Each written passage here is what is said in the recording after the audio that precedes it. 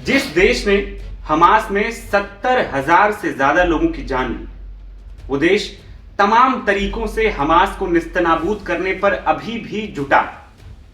उस देश पर तमाम प्रतिबंध लगाए गए, लेकिन इसके बावजूद वो रुकने को तैयार नहीं है। इन सबके बीच एक ऐसी डील के बारे में खुलासा हुआ है जिसने ना सिर्फ तमाम देशों को हैरान किया, बल्कि दुनिया भर के मुसलमानों को भी परेशान करके रख दिया। इसकी वजह इसलिए भी क्योंकि वो देश दुनिया भर में मुसलमानों का मसीहा बनने का दावा करता है। तो आखिर क्या है डील और कौन सा है वो देश, और इससे आने वाले समय में मिडिल ईस्ट की राजनीति पर क्या प्रभाव पड़ने वाला है? इन सारे सवालों के जवाब जानने के लिए आज हम मौजूद हैं शैलेश जी के साथ। शैलेश जी किसी पहचान के मोहताज नहीं है, अक्सर तमाम विदेश के मुद्दों पर इनसे बातचीत करते रहते हैं। नवभारत टाइम्स में असिस्टेंट एडिटर हैं और विदेशी मामलों पर खास पकड़ रखते हैं। शैलेश जी, बहुत बहुत स्वागत है आपका। धन्यवाद। पहले तो आप हमारे दर्शकों को ये समझाइए कि आखिर ये डील क्या है, कौन सा देश इसमें इन्वॉल्व है और आखिर लोग इससे क्यों परेशान हैं? देखिए, गाजा युद्ध शुरू होने के बाद जो है पूरे दुनिया में इजराइल को लेकर के बायकॉट अभियान चलने लगा। स्पेन जो एक यूरोपीय देश है, उसने इजराइल को हथियार देने से मना कर दिया, उसके जहाज़ों को रोक दिया। इसी तरीके से जो खाड़ी के मुस्लिम देश थे, चाहे वो सऊदी अरेबिया हो, चाहे वो कतर हो, चाहे वो तुर्की हो, वो चाहे ईरान हो, सारे देशों ने जो है इजराइल का बायकॉट करना शुरू किया, इजराइल के खिलाफ आवाज़ उठाना शुरू किया। इन सब के बीच में एक देश है जो दुनिया भर के अरबपतियों का ठिकाना है। उस देश का नाम है यूएई, संयुक्त अरब अमीरात। जी हाँ, ये वही संयुक्त अरब अमीरात है जहाँ पे हमारे लाखों भारतीय काम करते हैं। ये वही संयुक्त अरब अमीरात है जो लगातार जो है वो दावा करता है कि वह मुस्लिमों के लिए काम करता है, उनके लिए पैसे देता है। लेकिन संयुक्त अरब अमीरात ने इजराइल के साथ इस गाजा युद्ध के बीच में एक बड़ी डील की है। यह डील करीब 2.2 अरब डॉलर की है और इसके तहत जो है एक इलेक्ट्रॉनिक डिफेंस सिस्टम जो है वो इजराइल मुहैया कराएगा यूएई को। इन इलेक्ट्रॉनिक एयर डिफेंस सिस्टम्स को जो है यूएई के सैन्य और जो नागरिक विमान हैं उनमें लगाएगा, और इसको बनाने वाली कंपनी है एल्बिट सिस्टम। यह एक इजराइल की बहुत बड़ी रक्षा कंपनी है और इसने दुनिया भर के कई देशों के साथ रक्षा सौदे कर रखे हैं। तो यूएई और इजराइल के बीच में ये बड़ा समझौता हुआ है। यूएई एक ऐसा देश है जिसने अब्राहम अकॉर्ड पे साइन कर रखा है, खाड़ी के सबसे प्रभावशाली मुल्कों में शामिल है और लगातार वो इजराइल को चुपके चुपके सपोर्ट कर रहा है। मेरा एक सवाल, आपने अभी अपने जवाब में एक चीज को इंक्लूड किया कि यूएई जो है वो खाड़ी देशों में सबसे प्रमुख माना जाता है। सऊदी अरेबिया, यूएई सबसे ताकतवर है और ये दुनिया भर के मुसलमानों का प्रतिनिधित्व करते हैं। लेकिन यूएई जिस तरह से इजराइल के साथ व्यापार में लगातार इन्वॉल्व रहा है, और ये जो रिपोर्ट सामने आई है इसमें जो खुलासा हुआ है कि अभी हाल ही में यूएई ने बड़ी डिफेंस डील, हथियारों की डील इजराइल के साथ की। तो क्या ये डील मुस्लिम एकता को कमजोर करती है? क्या इसको इस नजरिए से भी देखा जा सकता है? जी हाँ, देखिए, अभी कतर हो, चाहे वो सऊदी अरेबिया हो, चाहे ईरान हो, चाहे तुर्की हो, जितने भी खाड़ी के ये मुस्लिम देश हैं वो लगातार इजराइल पे दबाव बना रहे हैं। इजराइल ने करीब 70,000 लोगों को गाजा में मार दिया है। इसमें कई आतंकी भी हैं, लेकिन एक बहुत बड़ी तादाद ऐसे लोगों की है जो आम नागरिक थे। आज हालात इतने भयावह हैं कि गाजा में हर जगह जो है वो खंडहर नजर आता है। इस भीषण ठंड और बारिश के बीच में गाजा के लोग सिकुड़ रहे हैं, वहाँ पे बहुत ही दयनीय हालात हैं। इसके बावजूद जो यूएई है वो इजराइल के साथ अपनी दोस्ती को मजबूत कर रहा है। यूएई की एक कंपनी है एज, उसने इजराइल के साथ एक बड़ा सौदा किया है। इसके तहत एक ऐसे सिस्टम को डेवलप किया जाएगा जिससे ड्रोन्स की पहचान की जा सकेगी। इसी तरीके से एज ने एक और सिस्टम के लिए बात की है, वो है मानव रहित युद्धपोत, जो समुद्र के अंदर सबमरीन की खोज करेंगे और उनको नष्ट करने का काम करेंगे। तो आप समझ सकते हैं कि यूएई और इजराइल के बीच में ये दोस्ती है वो लगातार मजबूत हो रही है। वो भी तब जब मुस्लिम दुनिया ये मांग कर रही है कि इजराइल का बायकॉट किया जाए, लेकिन यूएई है कि मान नहीं रहा है, और इसी वजह से सऊदी और यूएई के बीच में भी काफी तनाव है। यूएई और सऊदी के बीच में हुतियों को लेकर के भी तनाव है। दोनों देश जो है सूडान में भी काफी आक्रामक हैं। तो आप समझ सकते हैं कि किस तरीके से यूएई अपने फुटप्रिंट्स को बढ़ा रहा है, अपनी ताकत को बढ़ा रहा है इजराइल एक पावरफुल मिलिट्री है और यूएई चाहता है कि इजराइल की सैन्य तकनीक को लेकर के वो अपने आप को यूएई का एक खाड़ी देशों का एक ताकतवर मुल्क बनाए, जहां पे बड़ी संख्या में विदेशी आते हैं, जहां पे अरबपतियों का लगभग एक घर बनता जा रहा है। दुबई पूरी दुनिया में जो है वो टैक्स हेवन के नाम से भी जाना जा रहा है, वहां पे बहुत कम टैक्स है, तो दुनिया के लिए एक पसंदीदा ठिकाना दुबई बन रहा है। इसमें मैं एक और चीज ऐड करूंगा, अब्राहम अकॉर्ड का जिक्र नहीं हुआ, जो एक बहुत बड़ा सौदा हुआ था। अमेरिका ने दबाव डाला, तमाम देशों की ओर से दबाव डाला गया, इजराइल के साथ व्यापार शुरू हुआ। तो क्या धीरे धीरे खाड़ी देशों से शिफ्ट होकर यूएई जो है वो अमेरिका, इजराइल और इन तमाम देशों के गुट में शामिल होता जा रहा है? इसकी रणनीति क्या हो सकती है? यूएई क्या सोच रहा है इस डील के जरिए, और अमेरिका और इजराइल के करीब होते जा रहा है लगातार, इसकी क्या रणनीति हो सकती है यूएई? देखिए, लगातार जब से डोनाल्ड ट्रंप सत्ता में आए हैं, पहली बार जब 2018 में आए थे तब उन्होंने यूएई पे दबाव डाला और यूएई ने कुछ और मुस्लिम मुल्कों के साथ मिलकर के इजराइल के साथ राजनयिक संबंध स्थापित किए और अब्राहम अकॉर्ड पे साइन किया।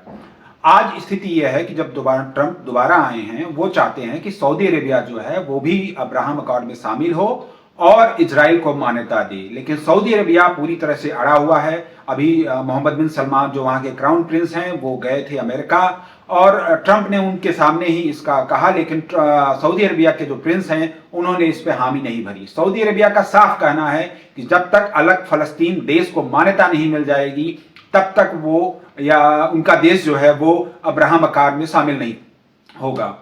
इसी वजह से अमेरिका सऊदी अरब से काफी खुश भी नहीं है। जहां तक रही बात यूएई की, तो यूएई जो है वो चीन, अमेरिका और इजराइल, इन तीन देशों के साथ मिलकर के अपनी रणनीति बना रहा है। यूएई चाहता है कि इजराइल की सैन्य तकनीक को लिया जाए, अमेरिका से दोस्ती को मजबूत किया जाए। अमेरिका से फाइटर जेट ले रहा है, अमेरिका से एयर डिफेंस सिस्टम ले रहा है और इजराइल के साथ जो गोपनीय टेक्नोलॉजी का वो हस्तांतरण कर रहा है। इसके साथ साथ उसकी नजर चीन पे भी है। इसको लेके अमेरिका भी परेशान है कि यूएई ऐसा क्यों कर रहा है। बेसिकली हाल ही में एक रिपोर्ट आई है, अमेरिकन इंटेलिजेंस ने खुलासा किया है कि यूएई जो है वो चीनी मिलिट्री को उसने बुलाया था। उसके अबू धाबी में एक बेस पे चीन के सैनिक पहुंचे थे और काफी दिन तक वहां ठहरे हुए थे। अभी अमेरिका को यह अनुमान नहीं है कि चीन के सैनिक वापस गए या वहां पे बने हुए हैं। इसी तरीके से चीन और यूएई के वायुसेना के बीच में 3 बार जो है अब तक युद्धाभ्यास हो चुका है। इस पूरे इलाके में जहां पे काफी सारा तेल फैला हुआ है, गैस है, अमेरिका ने अब तक दबदबा बनाए रखा था, लेकिन अब चीन एक बड़ा प्लेयर बन के उभर रहा है। वो ईरान के साथ दोस्ती कर रहा है, वो यूएई के साथ दोस्ती कर रहा है। जिबूती जो एक अफ्रीकन बेस है वहां पे इसने अपने सैन्य अड्डे को बना रखा है। इधर ग्वादर में जो है पाकिस्तान में ये अपना एक बेस बना रहा है। तो ये चीन और संयुक्त अरब अमीरात और अमेरिका इजराइल की एक संयुक्त रणनीति है। उधर इजराइल की बात करें तो वो भी चीन के साथ रिश्ते मजबूत कर रहा है। उसका जो हाइफा पोर्ट है वहां पे जो है चीन की एक बड़ी कंपनी है, उसको जो है अपने स्टेक को 2 गुना करने का जो है वो अनुमति मिल गया है वहां के नेतन्याहू सरकार की ओर से। तो चुपचाप तरीके से जो है इजराइल चीन के साथ भी दोस्ती कर रहा है।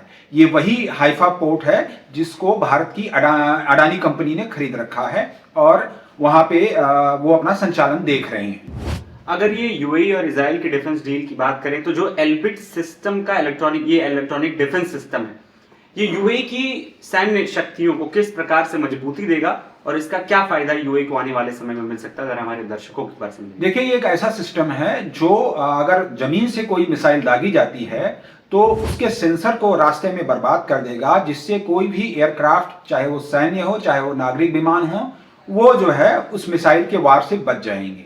यूएई को डर ये सता रहा है कि आने वाले समय में हूती या और कोई देश या ईरान या कोई भी जो आसपास का जो देश है इस इलाके में, वो उसके विमानों पे हमला कर सकता है। इसीलिए वो अब जो है इजरायली कंपनी के साथ ये डील कर रहे हैं। उनकी कोशिश ये है कि अपनी सेना को मजबूती दिया जाए और इस डील के मुताबिक अगले 8 साल तक ये एल्बिट सिस्टम इजराइल का वो यूएई की प्लेन्स को जो है वो अपग्रेड करेगा, उनमें ये सिस्टम लगाएगा।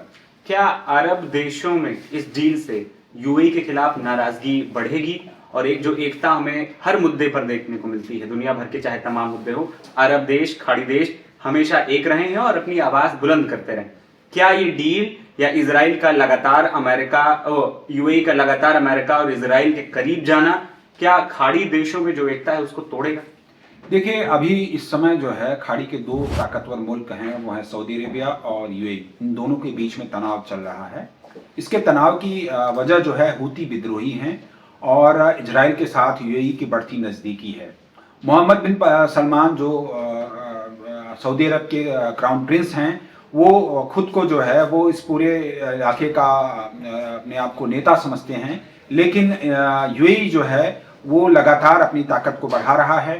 पैसे के लिहाज से देखा जाए तो यूएई में काफ़ी निवेश आ रहा है। दुबई की वजह से वहाँ पे बड़ी सारी कंपनियां अरबपति पहुँच रहे हैं। इससे यूएई की ताकत जो है वो काफ़ी बढ़ती चली जा रही है।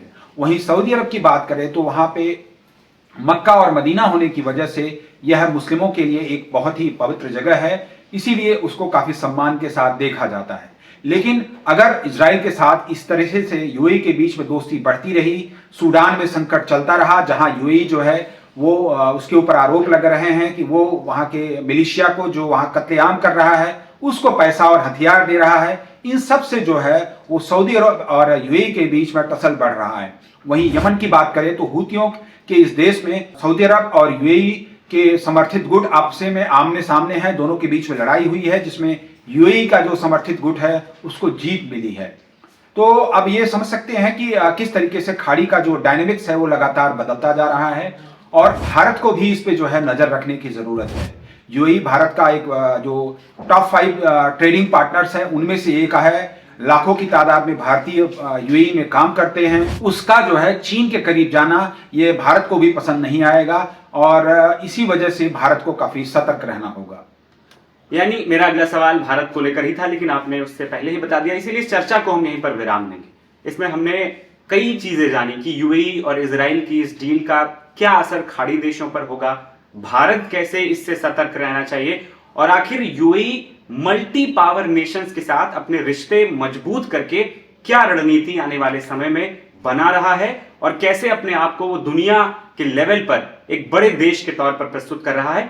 हमने ये सब समझा। शैलेश जी से बहुत बहुत धन्यवाद आपका। फिर इस चर्चा को हम यहीं पर विराम देंगे और अपने दर्शकों को ये बता दें कि लगातार विदेश में जो भी हैपनिंग है, जो भी बड़ी घटनाएं हैं, तमाम मुद्दे लेकर हम एक बार आपके साथ फिर हाजिर होंगे, फिर से आपसे बात करेंगे और अपने एक्सपर्ट से जानेंगे कि आखिर चल क्या रहा है। फिलहाल हमें दीजिए इजाजत। मेरा नाम है आदर्श और आप देख रहे थे नवभारत टाइम्स। नमस्कार। नमस्ते।